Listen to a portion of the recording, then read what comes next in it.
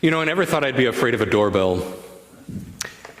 But there I was, standing on the front step of an unfamiliar house, watching as my finger was moving slower than I would have liked it to, having to put a lot more effort and will and desire into just moving my hand towards that doorbell.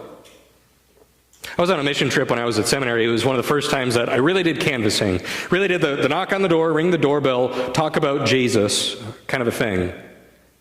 And when I was on that mission trip, I had gone to dozens of houses by this time. I had walked around. It was late in the afternoon. I was tired, and I was a little bit demoralized, having gone to so many houses with either nobody there or with people that just weren't all that interested in.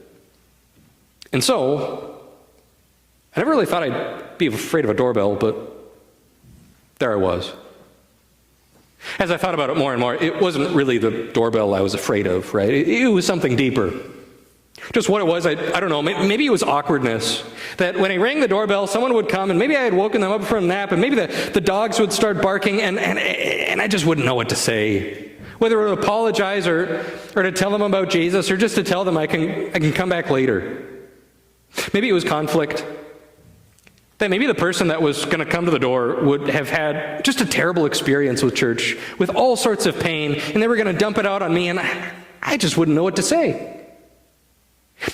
Maybe what I was afraid of was rejection. That if they said no to me, that if I didn't have the magic words, if I didn't have the silver bullet, then what did that mean for my career? A would-be pastor, what did that say about me? Maybe what I was most afraid of is the fact that this would all just be in vain. That this would just be a herald of things to come, that everybody would say no, and then I would have to really grapple with the fact, does God's word really work? Can I really find success with this? Or would it always just be a grind? Would it always be so tiring, so exhausting? Would I always be afraid of this sort of thing? So I found myself afraid of a doorbell. I suppose it sounds kind of silly, right?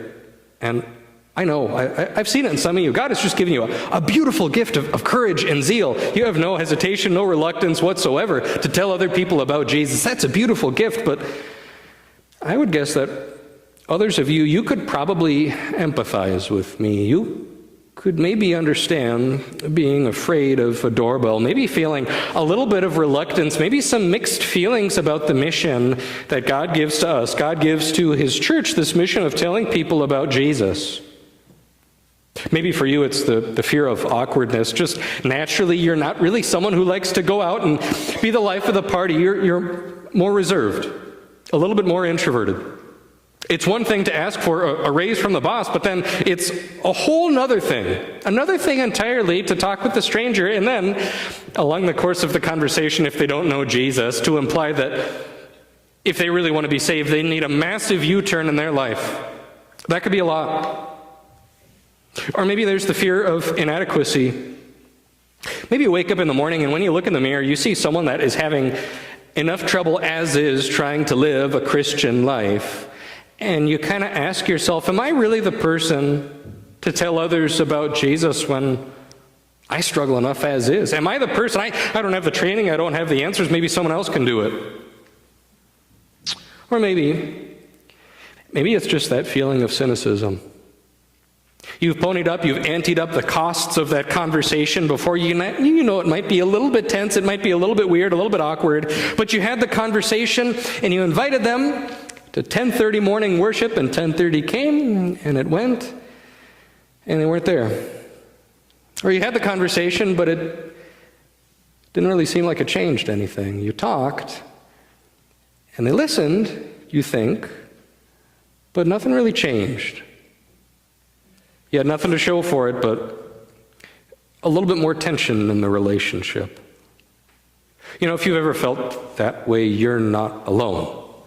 A lot of Christians feel that way, and today we hear St. Paul's words to Timothy. St. Paul is talking to Timothy. Timothy, this young pastor who seems like he has the entire world against him. Paul is going to be taken from the scene. Soon he's going to meet with Jesus. He's going to get his victor's crown, but now that means Timothy is just a little bit more alone.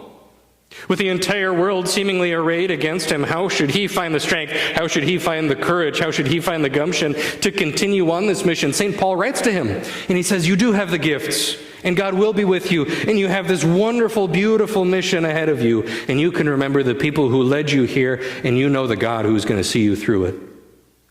Today, as we hear those words from St. Paul to Timothy, we find encouragement, we find strength, we find refreshed zeal for ourselves as we go about the mission fields that are ahead of us. Today, we see how the Lord gives us power and perseverance and purpose in his mission. If you'd like to follow along this morning, our sermon comes from St. Paul's second letter to Timothy, chapter 1. Now here, Paul is awaiting his execution. Paul is in prison. He has already run his race. He has fought the good fight. He has finished the race. He has kept the faith. And now he's waiting for his victor's crown. But of course, the work isn't done. The show must go on. And now it comes to Timothy. Paul is, in a way, passing the torch down to Timothy. But now, take yourself and put yourself in Timothy's shoes. Now, from our 21st century perspective, we look back, and maybe we think it was just inevitable that this early church, they had everything right, that they were going to have explosive growth, they had no doubts, they had no troubles, they had no reluctance whatsoever. Well, put yourself in Timothy's shoes. You're living in the Roman Empire. This is a superpower. People are calling it the greatest empire to have ever existed, and they don't much like or respect this idea of Christ crucified. They think it's laughable. You can imagine that weighs on you. You look outside and you see hostility and persecution, and then you look on the inside of the church, and even in the early church, boy, Christians weren't perfect back then, were they?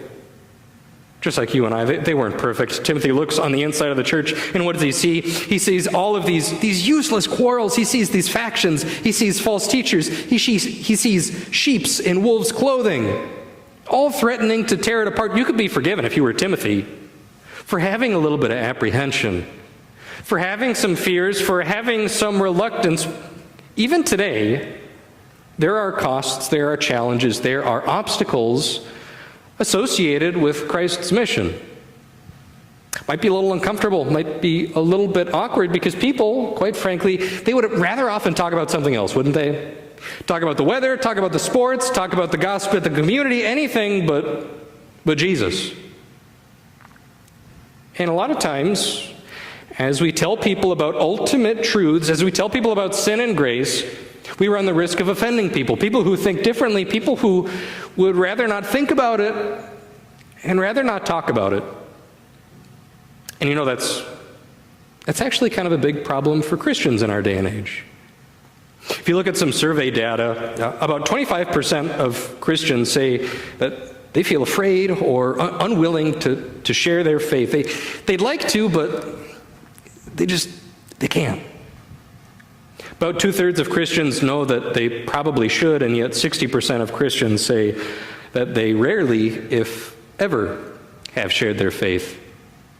Add to that the statistic that 47% of millennials, people in my generation, feel that it's simply wrong to share their faith. You can begin to see how much of a problem this can be. This is what Paul is thinking about as he's writing to Timothy. He wants Timothy not to step back in ministry, but to step forward, not to be intimidated, not to go forward with this attenuated, this weakened faith, but rather to have zeal, to have courage. But there come moments in our lives, don't there? Little moments where maybe we're not sure the time comes when we can speak up about it, but then maybe we get some doubts. Maybe not even doubts for how to say it, but maybe just our own doubts. Is this really true? Does this really make a difference? Those doubts can kind of drive a wedge in our hearts. Is this something that we really want to hang everything on? Or do we maybe step back? Do we maybe even drift away from the truths that we've come to proclaim? Does this mean everything? Does this mean we need to proclaim it? Or maybe are there other truths? That's what Paul is so worried about. He's worried that Timothy, maybe that flame that's in him, it might just snuff out. Maybe he might grow less zealous. Maybe rather than a burning flame, he might just be a smoldering pile of embers that slowly dies out. But Paul doesn't want that to happen. He doesn't want Timothy to have all of these gifts, all of this potential, this grand, this beautiful mission, this gorgeous gospel message, and just let it rot. And so Paul writes to him, he says, I thank God whom I serve as my ancestors did. With a clear conscience, as night and day, I constantly remember you in my prayers. Recalling your tears, I long to see you so that I may be filled with joy. I am reminded of your sincere faith, which first lived in your grandmother Lois and in your mother Eunice, and I am persuaded now lives in you also. It starts off on this touching note. Paul is thinking about Timothy all the time, day and night. When he's praying, he's remembering him and he's thanking God for him. But then he brings in his mother and his grandmother. Timothy, remember where you came from. Remember your grandmother? Remember your mother? Timothy had a dad too, of course. The dad was a Greek, and so this was probably kind of a messy situation. The dad apparently was an unbeliever. He didn't help Timothy. He doesn't get any credit for rearing Timothy in the faith. But boy, Lois and Eunice, wonderful godly women who took up that calling. Maybe they couldn't control everything in life, but they could exercise this godly influence, and they could bring Timothy to faith. They could see that evidence of the Spirit working even in Timothy. Paul reminds Timothy that he's praying for him, reminds him of his heritage, reminds him of his mom, of his grandma. And then he says, for this reason I remind you to fan into flame the gift of God, which is in you through the laying on of my hands. Well, you can imagine what Paul is thinking about. If you've ever started a campfire, you know what that moment is like. You build that little nest, that little bed of kindling, and you're so anxious for that fire to start, and then you strike the match, and then it kind of takes, but you got to wait. What's going to happen to it? Is the kindling going to be too wet? Will it just snuff out? Will it soon turn cold, or will it ignite? Will it turn into this beautiful, bright, warm, luminous fire? That's what Paul is thinking about, and so he writes to Timothy, fan that flame. God has given you the gifts. Exercise those gifts. Apply them. Use them. Hone them. Stay in word and sacrament. Let the Spirit continue to make you into the man that he wants you to be, into the man that the Spirit can make you to be. Paul goes on. He says, do this. Fan that flame, Timothy, for the Spirit God gave us does not make us timid, but gives us power, love, and self-discipline. Could you imagine it otherwise? That the God who created all of the heavens and the earth, who by the breath of his mouth created everything that exists, that the very God who came down from those heavens to die in place of humans, that the God who broke the chains of death, the God who rules everything, that he would give you a spirit of timidity, that he would dwell in your heart just so that we could shrink away, just so that we could give in to fear. No, not at all. Paul says that same God, that Pentecost Spirit, that blazed in the hearts of believers, that shone as a luminous beacon to the unbelieving world, that same Spirit, that lives in you. It doesn't give us a spirit of timidity, but of power. Timothy, you have the truth. Don't be afraid. Be courageous. Be bold. Be strong. He continues, so do not be ashamed of the testimony about our Lord, or of me, his prisoner. Rather, join with me in suffering for the gospel by the power of God. Paul doesn't hide the fine print here. It's not always going to be a rose garden. It's not always going to be a cakewalk. Sometimes, as you and I go about the work that God has given us, sometimes it could be challenging. There could be disappointments, deep disappointments. There could be abandonment. There can be rejection. There can be all sorts of heartache. Paul talks all the time about his tears.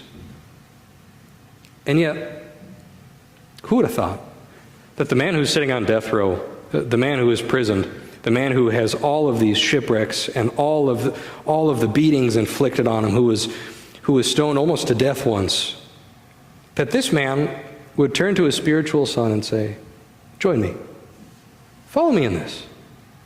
This is really the way to have this beautiful God-ordained life. Paul says that not because suffering per se is good, not because he's a sucker for punishment. No, Paul says it because he knows what it's all about. 9 and 10, he reminds Timothy of this gospel. He says he has saved us and called us to a holy life, not because of anything we have done, but because of his own purpose and grace. This grace was given us in Christ Jesus before the beginning of time, but it has now been revealed through the appearing of our Savior Jesus Christ, who has destroyed death and brought life and immortality to light through the gospel. Paul finishes this section just by reminding Timothy of the gospel. This is what it's all about. It's not about trying to make people behave just a little bit better. It's not about trying to make society just a little bit better. No, instead, Paul reminds Timothy what it's all about. that there's a God out there, and not just out there, but in your heart, Timothy, that there is a God who loves you dearly, who before the beginning of time, he knew you. He knew exactly where he would put you. He knew all of your fears, all of your failings, every flaw that you have, and yet he loved you. He loved you so much that he would die, that he would destroy death and bring life and immortality to the gospel. Timothy, that's what you're preaching. Timothy, that's the task. In fact, the task has already been done. Christ already has destroyed death. Now you and I, we just get to talk about it, Timothy. As far as speeches go, it's not so bad. It's kind of rousing. You know, when I was a teen, sometimes I'd leave the theater kind of disappointed. You know what that feels like when you leave the theater and you're disappointed? Not in the movie. The movie was good. In fact, it was a little too good. You leave the theater and you're a little disappointed in your life. Because your life doesn't look like that. You watch the cowboy flick, or the secret agent flick, or the superhero flick, and you think, boy, if only I had a life that was as meaningful, as important, as impactful as that. I remember leaving Transformers once with my friends, and I was real disappointed that my mom's Caravan did not turn into a Transformer. But at the end of it, I still remember thinking, boy, if only I had a life like that. I used to think that. Not anymore. You and I, we have a purpose better than anything you're going to see in the cinemas. It's not about defeating one more bad guy. It's not another monster. It's not some kind of crisis, some kind of missile crisis that needs to be averted by some secret agent. No, Christ already has done all of that. He's defeated the greatest enemies to have ever terrorized mankind. You know, I remember when I was going to seminary, when I was in college, Sem president came out and said there's a lot of people that will always wonder in their minds whether their life meant anything. You won't have to worry about that. And as Christians, each one of us, you will never have to worry about that. That as you pray for missions, as you witness to others, as you help the work of the church, you will never have to worry if your life mattered. Because you and I, we have been given not only power, not only perseverance through this suffering, we have been given a purpose with our lives. We haven't just been saved from sin, we've been saved for this high and holy calling. God has given us this beautiful mission, this beautiful purpose. Maybe you ask, what does that look like for me? What does that look like in my life? Well, we should probably start where Paul finished this section, right? Remind yourself of the gospel. What does your life look like? Every day when you get up and you look in the mirror, no matter who you see, you can be reminded that God sees you different. You are his beloved child, his beloved son, his beloved daughter, whom he knew before all of creation, that he sees you as holy because he sees you through Jesus. Your life is filled with joy. It's filled with peace. It's filled with all of the promises of Jesus. Fundamentally, the landscape of your life has changed. That all of our flaws, all of our failures, all of our fears, God knew about all of those before time began, and yet he put you right here, right where he wanted you. We remember that. And then we go out and we share that message with others. What does that look like in our lives? Maybe we think of missions. We think of something over in Africa, over in Asia, over in some war-torn country. It doesn't have to be that far. Who does Paul talk about? He talks about Lois and Eunice, these beautiful, godly women. And what were they doing? They maybe couldn't control every factor in their lives, but they could influence. They could influence Timothy with that gospel. Boy, you think about that. That was probably kind of a messy situation. Father probably wasn't a believer. And yet, their work was not in vain. As they witnessed to Timothy, they saw the fruits of it. That their son would grow up to be a pastor, to help Paul, to preach this beautiful message that they themselves had believed. Maybe you could be a Lois or a Eunice. Or maybe like Timothy, there are gifts that you could fan into flame. Maybe some of you, like I said earlier, you just have this beautiful gift for evangelism. You don't feel any apprehension, you don't feel any reluctance, you don't feel any tinge of shame, you don't feel all of those reflections and those ruminations that the rest of us have. If that's your gift, boy, fan that into flame. Thank God for that. But maybe your gift is a little different. Maybe your gift is showing mercy, that you can feel and empathize deeply with others. How can you exercise that gift? How can you fan that into flame? Maybe it's by listening to your neighbor.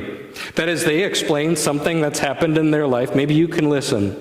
And maybe when you've listened long enough, maybe you can ask them, can I share something with you that has helped me? Or maybe your gift is hospitality. There's a lot of very superficial relationships in our day and age. One of the best ways of really building relationships is with hospitality, having people over, providing them food and drink. Could you do that and then As you care for them, show them how Jesus cares about them. Maybe you just need a word of encouragement. Maybe you feel a little bit cynical. Maybe you feel a little bit disheartened. Hear this word of encouragement. That as Paul says to Timothy, so we can say to one another that your work is never in vain. That God has given you a spirit of power.